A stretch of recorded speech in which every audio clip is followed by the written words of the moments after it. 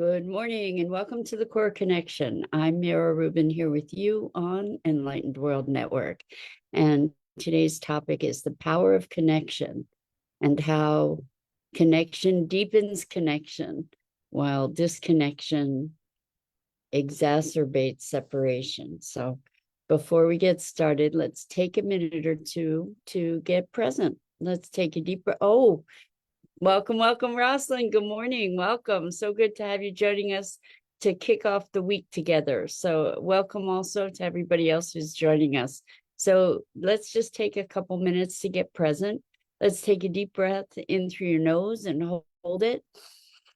And imagine clean, crisp oxygen flooding your lungs, flowing into your bloodstream, nourishing all your cells, all your organs, bringing vital life energy to your body and being. And as you exhale any tension, stress, negativity, fatigue. And now let's take another deep breath in through your nose and hold it. This time, imagine brilliant, bright light lighting you up from the inside out, illuminating, electrifying, and energizing all your cells, all your molecules, your electrons, creating a brilliant beam of light and energy from your heart out into the world. And as you exhale any remaining tension, stress, negativity, fatigue. And now let's press our palms together.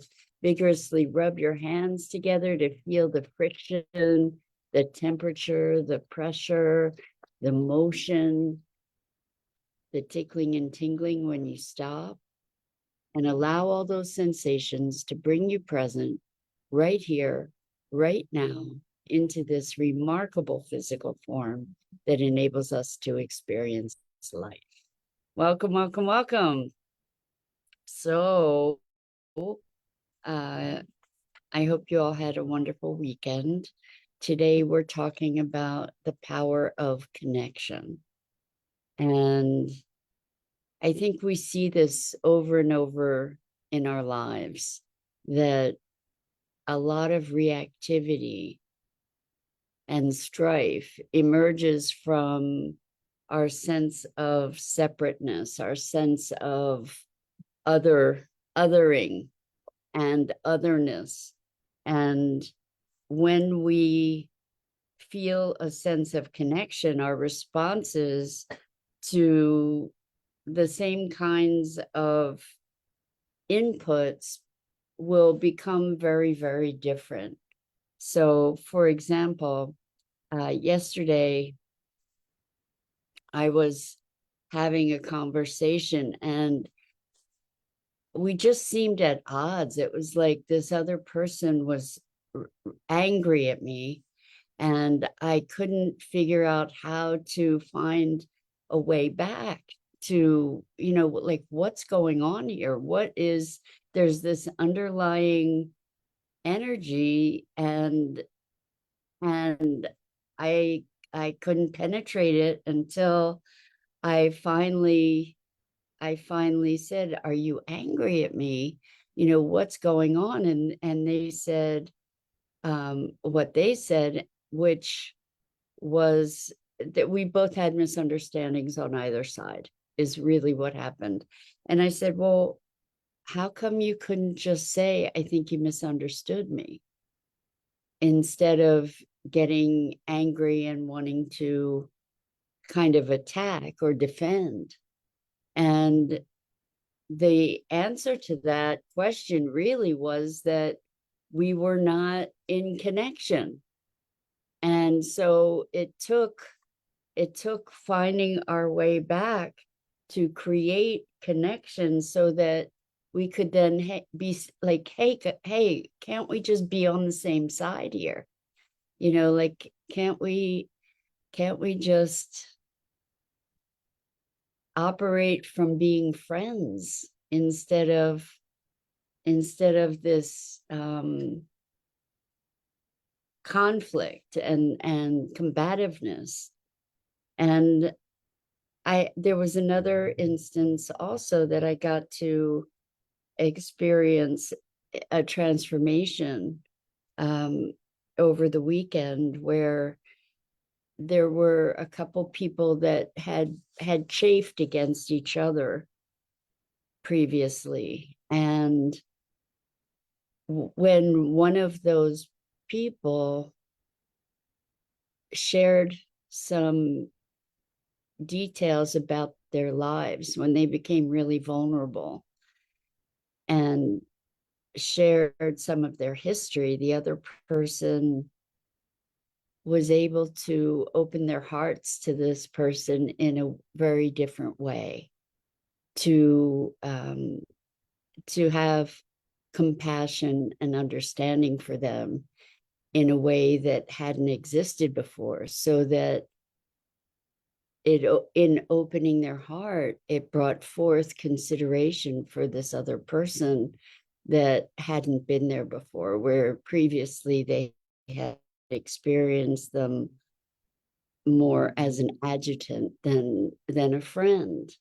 And so when we allow ourselves to connect with other people, with compassion, it really has the capability to transform our interactions, because we're coming from a very different place. When we come from this heart-to-heart kind of connection, we're more inclined to move toward greater connection. It's like there's a momentum of that emotion, a momentum of the context or the container that we're moving from, that allows us to deepen it. And the same thing can happen with disconnection, where the more we perceive someone else as other, the more we will find reasons to perceive them as other, the more we will justify our point of view, and feed that separateness. So it's interesting to recognize, well, what does it take to transform that? So in this one instance, what it took was a very relatable vulnerability, somebody stepping out of the cycle of conflict to be very human and show themselves. In a way, it's like the way that dogs interact too. You know, they'll show their neck to show their vulnerability. And when we do that, when we show our vulnerability, it oftentimes engenders greater caring, greater connection. Now, the challenge is that we're in a culture that has indoctrinated us to say, never let them see your weakness, never let them see them othering, right? Never let them see you sweat, because everybody's the enemy. And when we live in a culture where everybody's the enemy, what does that engender? It engenders lack of trust, obviously. It engenders self-protection. It engenders offense, oftentimes, because we might operate from the best defense is a good offense. And so we can see that in operation in many cases where there's an altercation where people believe the other person to be the enemy. There will be the assumption that they are endangering us, and therefore we need to protect ourselves or we need to get them before they get us. This very conflict oriented, uh, pugilistic, fighting oriented kind of culture where everybody's the enemy.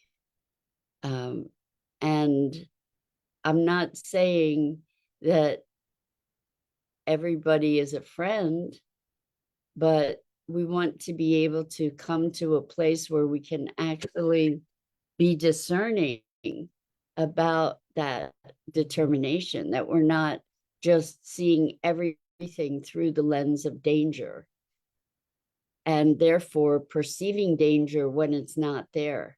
So we've all heard about these instances um, where something very benign is happening, but it's responded to in a way where someone is acting out of feeling very threatened.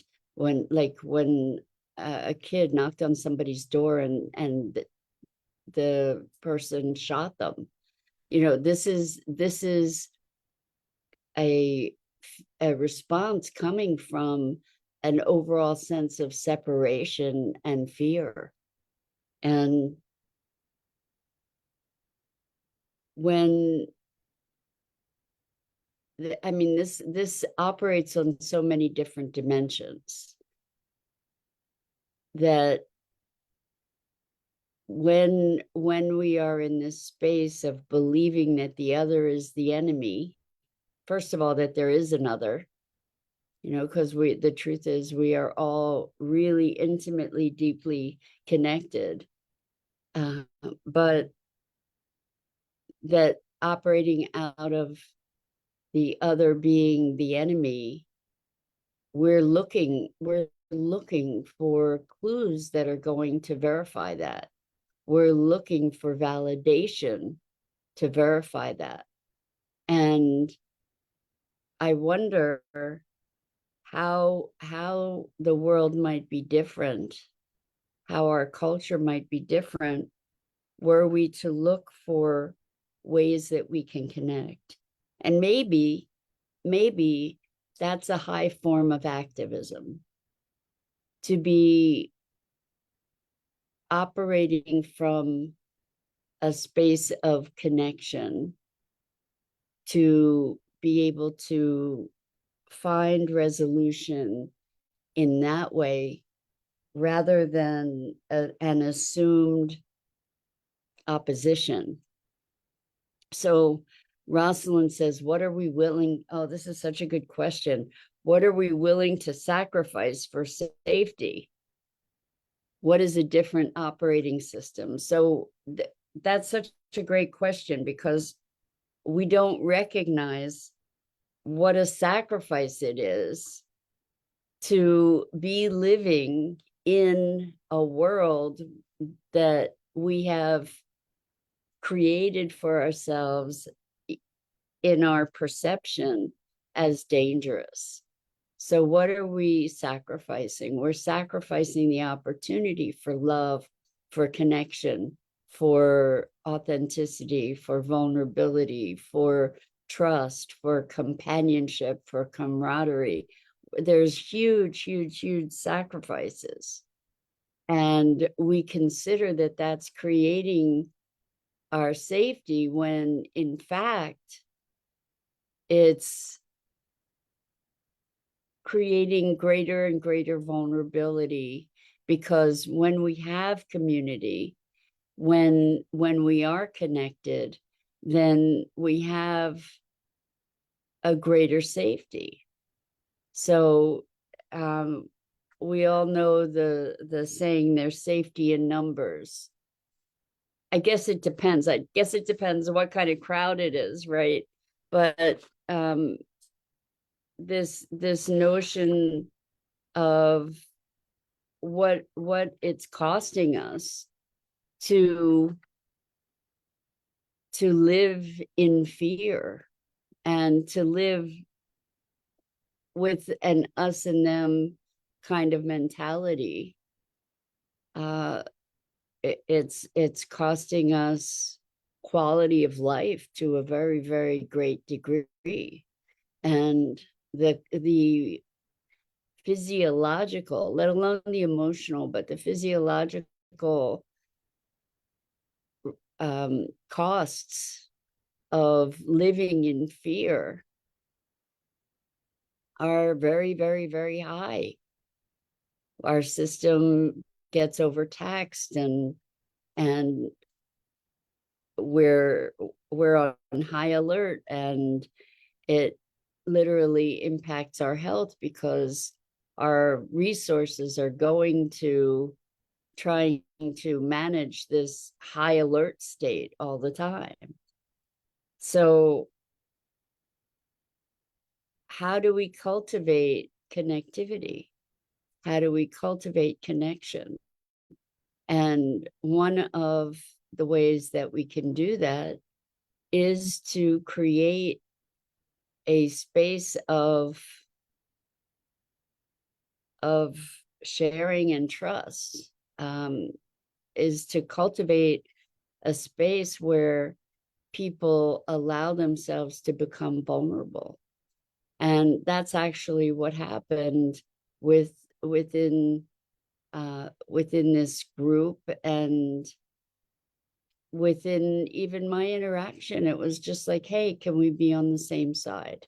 Let's know that we have the same objective, or let's clarify what the differences are so that we can work with those differences in a constructive way, so that we can reconcile those differences somehow, that we have a will to find common ground, that we have a will not to win in terms of I win and I beat you, but to win collectively, that we can find some kind of reconciliation, some kind of way of approaching things that allows for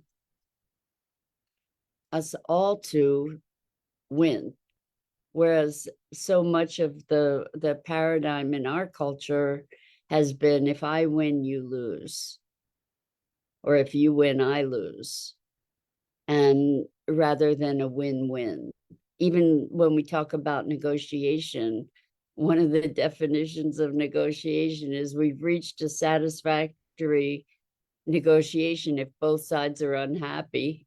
Like what kind of paradigm is that? What if we can find a solution where both sides are happy and working together rather than opposing one another? Maybe to find something that is feeding everyone in a way that is truly nourishing. What a concept. So we get to rethink all these things that have been kind of unquestioned in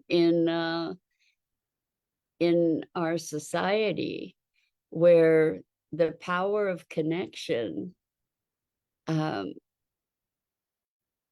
can, when we recognize the truth that we are all connected, that we are inextricably connected, even if we're experiencing strife and challenge with one another, what can be possible if we can move into a place of deeper collective awareness, and go beyond the most immediate dynamics of strife and conflict. And so I guess the question is, what kinds of innovations or new ways of being, new lenses can we bring to conflict, that we may find more instances where we can actually come to resolution that moves things into a higher level. So to be exploring your question, Rosalind, of what is a different operating system, is maybe to see the separation as illusion. I've noticed that when I'm able to see another's responsiveness as a reflection of a portion of myself, that it offers a different perspective, which can begin to generate a new opening. It makes me think of the Ho'oponopono prayer. So the way that works is that it's all, the whole world is a projection that we have created, each of us. And so the way that prayer goes is, I'm sorry, please forgive me, I love you, thank you. So what let's just follow that. I'm sorry. What am I sorry for? I'm sorry for creating in my consciousness the possibility that this conflict or this suffering or this pain can exist, that I'm bearing responsibility as creator of my world to recognize that and to say, I'm sorry for creating this difficulty, this challenge in the world, for conceptualizing the world in a way that this exists. Please forgive me. So what are we asking forgiveness from? I think that's a great question. It's not that I have an answer, but perhaps from consciousness itself. You know, if each of us might be little ripples in consciousness, maybe we're, you know, generating that spark. So Rosalind says, if people around me are reflections, somehow we are seeing ourselves indirectly. That's a helpful shift. I think that's actually, that's one of my working hypotheses, Rosalind, is that everyone is a reflection of me and my consciousness, right? Because I'm perceiving them, and whatever my interpretation is my consciousness. So if I'm perceiving someone in a particular way, that's a reflection of my perception.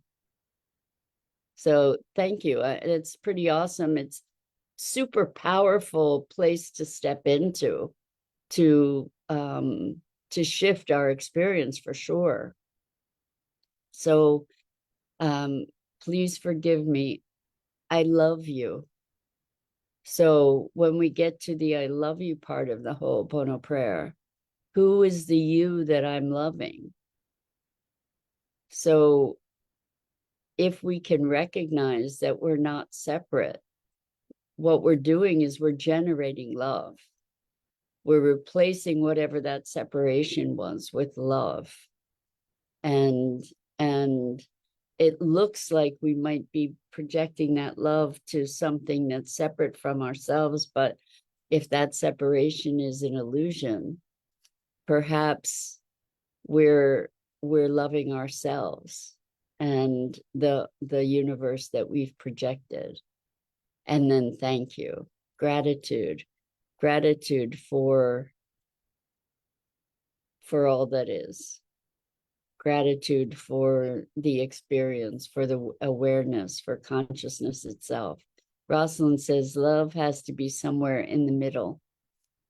So love, or everywhere, right? Love has to be somewhere in the middle or everywhere. Love is, I love you. Again, it's the illusion of separation with I love you. Maybe it's I am love. Oh, I love this, Rosalind. Rosalind says life wants to love you. Let it. So again, if we say I love you, what we're doing is we're cultivating that connection that then creates an opening and dissipates the separation or the illusion of the separation. And thank you is welling with gratitude and appreciation for awareness, for our ability to transform and to transform the world that we experience and the world that we live in and the world that we filter for. So I'm sorry for the illusion of separation that I've created. Please forgive me. And so it's what we're doing is creating the energies or the frequencies of each of these four sequenced statements. So I'm sorry. So there's an awareness of something that we desire to be different. So I'm sorry for my role in this. I recognize my role in this. It's taking responsibility. Please forgive me. Again, taking responsibility, being humble enough to request forgiveness. I love you, bringing forward the higher vibration and frequency of love. Thank you, bringing forward the high vibration of gratitude. So, responsibility, humility, love, and gratitude.